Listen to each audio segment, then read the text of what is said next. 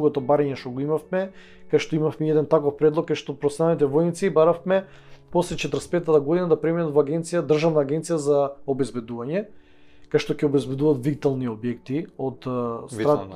витално значење за државата и кај што ќе работат до наполнување 40 години стаж, а тоа е негде 51-52 години и да заминат со исти услови како и подофицерите и офицерите и цивилните лица. Така да кога ќе се случи таа промена, нема причина зошто некој професионален војник да